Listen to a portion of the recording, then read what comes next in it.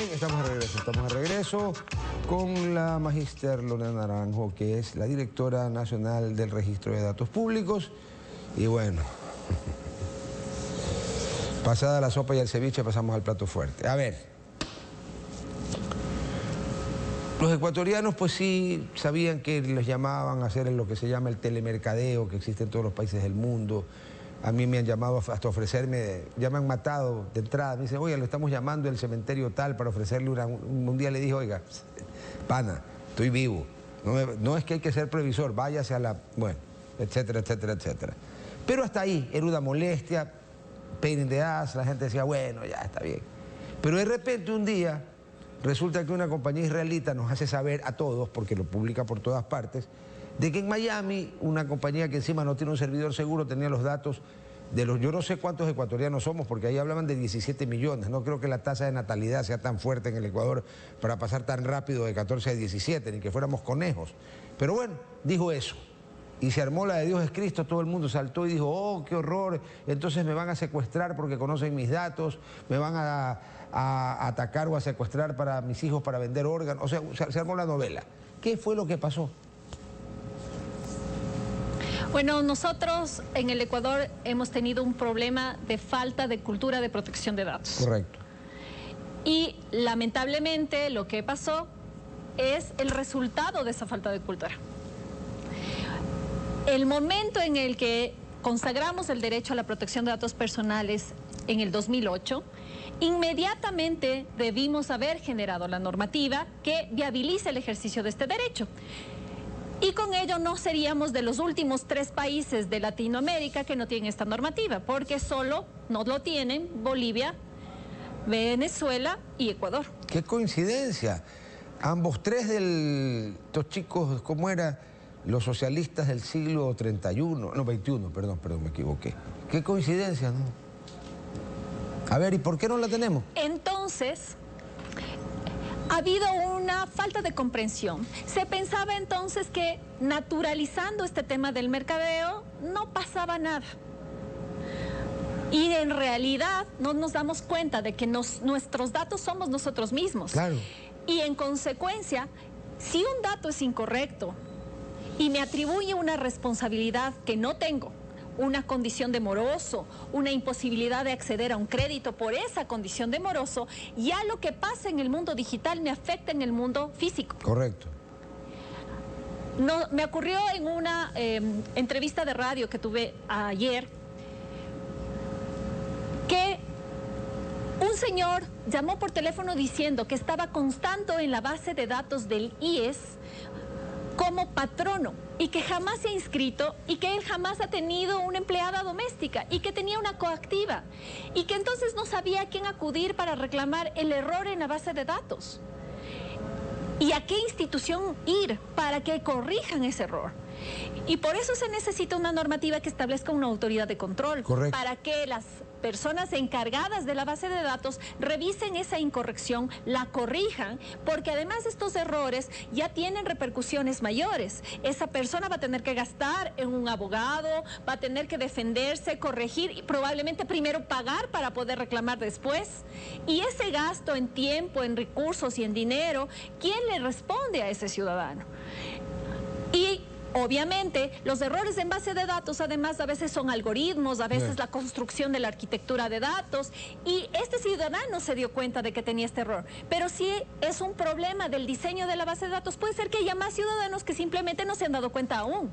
Hay un ejemplo que está también hoy día, y desde hace algunos días en los diarios, es el tema de que años atrás existían 2 compañías que si bien no se puede llamar que eran piratas porque eran estatales, entonces no eran ilegales, o sea, perdón, no eran ilegítimas ni ilegales, pero bueno, terminaban ambas en TEL, la una hacía relación a la cordillera majestuosa que atraviesa el país y la otra al majestuoso océano, que cuando lo contemplaron por primera vez los españoles dijeron, oh mar, qué pacíficas son tus aguas. Pacifictel y Andinatel, que era una cueva de rateros, para hablar claro. Entonces, cuando desaparecen estas 2 instituciones gangsteriles y CNT toma esto, hereda, obviamente, una buena parte de lo que no se había limpiado, de las porquerías que solían hacer en estos dos lugares. Por ejemplo, a mí no me ha pasado, pues me voy a poner de ejemplo. Resulta que yo, que he vivido toda mi vida en Guayaquil, excepto cuando estuve en la asamblea, que vivía una parte del tiempo en Quito, ya, resulta que aparece que Pacifictel registra que yo tenía 3 números telefónicos en Babahoyo. Como yo nunca he tenido 3 números telefónicos en Babahoyo, obviamente nunca los pagué. Como nunca los pagué, llegó el momento en que me cayó una coactiva, sin que yo sepa, porque no tenía los números telefónicos. ¿Ya? Y entonces resulta que como estoy coactivado, que es mi opinión personal, algo que debería desaparecer porque en los países civilizados no existe la coactiva, ¿ya? Me bloquean las cuentas. Después de un largo proceso en el cual la Fiscalía tiene que declarar la inexistencia de la deuda, porque si no, CNT no puede, porque se mete en un lío tremendo con la Contraloría, me arreglan el tema. Ah, qué lindo, ¿no? Pero yo he estado bloqueado mis fondos, he estado en el central de riesgos, etcétera, etcétera, etcétera, y en cualquier país civilizado yo tendría el derecho de demandar al Estado, no solo por los valores retenidos y por el perjuicio, sino por daño moral también. Pero aquí no se puede. Entonces, ¿cómo hacemos? Por eso se necesita una autoridad de control. Correcto, por eso totalmente de acuerdo. Se necesita que se dicte inmediatamente una normativa, porque lo que usted hace referencia puede pasar en cualquier base de datos, pública o privada. Y entonces ahora mismo estamos en una situación de indefensión, porque ¿a quién acudimos? ¿Le pedimos a la empresa o le pedimos a determinada institución? Y evidentemente tendrá que pasar todo ese proceso judicial que es largo, que es engorroso, que es costoso, para que se pueda ejercer el derecho del ciudadano. Cuando lo que estilan las normativas de protección de datos personales que ya existen en toda Latinoamérica y en Europa es que tienen 5 días las instituciones o empresas para resolver el problema de la base de datos. El error es de ellos, solucionenlo primero. Si es que no logran solucionarlo en ese tiempo, el ciudadano tiene a quién acudir para que esa entidad verifique por qué no ha solucionado el problema, lo haga inmediatamente y además revise si hay otras personas en las mismas condiciones a las que les evita este rollo y lo soluciona de forma automática. Esta es la garantía que ofrece la normativa de protección de datos personales. No solo es un tema de seguridad de la información, que es muy importante sin duda, sino sobre todo de darle derechos al ciudadano que ahora necesita saber que esos datos le pueden estar perjudicando en el entorno real. Ahora, hay cosas que uno... A ver, usted, obviamente la experta en el tema es usted, no yo, pero yo sí soy un seguidor fiel de un griego que era medio retrasado mental, que vivió en el siglo IV a.C., un tal Aristóteles, que inventó la lógica. Entonces, yo no entiendo con qué lógica... Bueno, claro, hablando de Pacifictel, pues entiendo cualquier cosa, porque ahí no se llevaron en peso todos los teléfonos porque ya no pudieron. Pero a ver, ¿cómo es posible que aparezca yo en una base de datos con mi nombre y con mi número de cédula, o con un número de cédula que es el mío, pero con nombres que no son los míos, como que aperturé líneas telefónicas o contraté medidores de luz? Porque yo me imagino que en la célebre Caquel, que es como le llaman en el programa mío de la noche, los lunes a viernes al CENEL, por la cantidad de barbaridades que hace, aparezcan medidores que nadie pidió. ¿Cómo es posible que en una base de datos conste, si consto yo, debería decir Vaquerizo Blum Rodolfo Luis 0902850254, y si es para el SRI 001, que es mi RUC? Pero yo no creo que existan 2 Rodolfo Luis Vaquerizo Blum con el mismo número de cédula en el Ecuador, porque entonces algo está podrido en Dinamarca. Pues, concretamente el registro civil, que sabemos desde hace décadas que está podrido, desde que le dieron la cédula al colombiano este de la FARC. ¿Cómo puede ser posible? ¿Dónde está la manipulación o el error? Bueno, las normativas de protección de datos personales establecen una serie de principios para los responsables de tratamiento, públicos o privados. Ya. El primer principio es el que vimos, que es el de consentimiento informado. Ya. Porque las entidades públicas lo hacen por ley y los privados lo hacen por consentimiento. Ya. El segundo principio es la finalidad. Yo tengo que motivar y notificar al titular cuál es la finalidad del dato. El tercer principio es la calidad de la información. Esa información tiene que ser veraz y tiene que ser actualizada. Y en esa actualización hay el deber de públicos o privados de que esa información sea la correcta. Ya.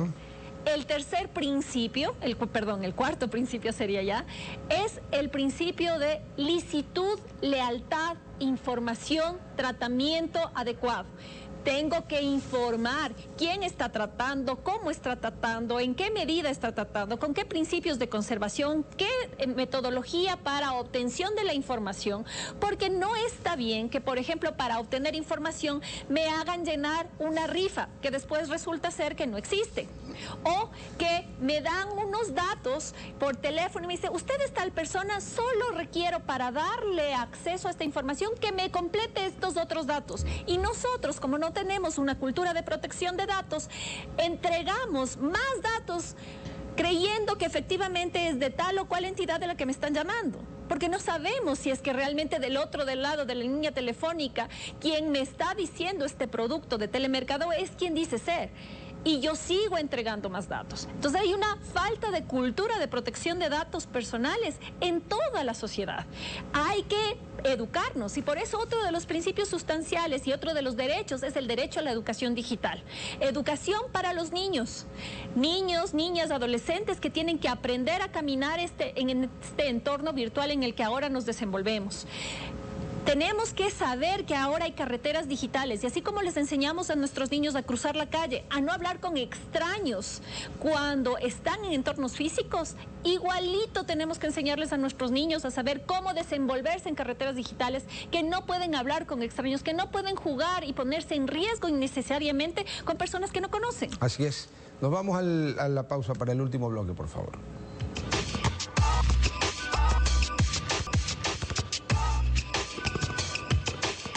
Estamos de regreso. A ver, a las criaturas se les enseña a no hablar ni en la calle, ni en las carreteras, ni en ningún lado con extraños, ni peor aún suministrarle datos. Pero en la superautopista digital nadie le ha dicho que no tiene que dar hablando con gente que no conoce, porque pueden estar 325.000 más metidos allí y da todos los datos que le piden, porque estoy en la internet y qué chévere y estoy jugando. Y puede ser un problema. El Estado garantiza a cambio de una parte de nuestra libertad, nos garantiza ciertos derechos, entre ellos el de la seguridad, pero bueno, en Sudamérica es medio cuento eso, en Ecuador es bastante cuento desde hace años. ¿Qué nos garantiza en seguridad digital? Porque cada vez más las autopistas digitales van a ser más anchas y van a tener más información y van a tener más riesgos. ¿Cómo nos protegemos? Eso es lo que está en la normativa de protección de datos personales y por eso es que es prioritario su atención urgente y su aprobación, porque nos da las herramientas para defendernos en estas carreteras digitales. Tenemos el derecho de acceso, saber qué información tienen de mí, en qué la están usando, para qué le van a usar y con quién la están compartiendo. Derecho de rectificación, si un dato está incorrecto, tener la posibilidad de corregirlo y que no me afecte ese dato incorrecto en mi realidad.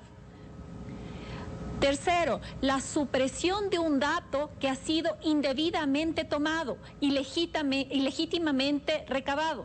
La oposición, la posibilidad de retirar ese dato de aquellos espacios donde yo no confío y por lo tanto no quiero que traten y que en todo caso esa empresa deba garantizarme y recuperar mi confianza para que yo vuelva a darle mis datos. La educación digital y la capacitación digital, educación a nuestros niños, niñas y adolescentes y capacitación a quienes no somos nativos digitales, sino que aprendimos la tecnología después. ¿Cómo? A través de estos mecanismos de difusión masiva que nos permitan a todos construir este sistema de cultura de protección de datos personales. Perfecto. Entonces, esto estaría a falta de que lo apruebe ¿quién? Está en las manos de la Asamblea. Sabemos que hay prioridades ahora, pero la primera prioridad son los derechos de las personas. Los derechos y la seguridad están primero que muchas otras cosas. Muchísimas gracias por haber estado con nosotros esta noche. Va a haber niños, niñas y gente de la edad mía y que la que esté en el medio. Se ponen un cotonete, se limpian los oídos y atienden porque es básica la seguridad digital, porque el mundo cada vez más va a ser digital. Nos guste o no nos guste, sepamos manejar ese aparato o no, para allá va el mundo, no retrocede. muchísimas gracias, buenas noches y que todo salga bien. Nos vemos, chicos, el próximo domingo. Chao. Gracias, muy gentil. Por favor, esté en su casa.